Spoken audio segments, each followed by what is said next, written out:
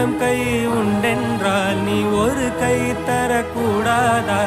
ஈராயிரம் கண் கொண்டாய் உன் ஒரு கண் என்னை பாராதா?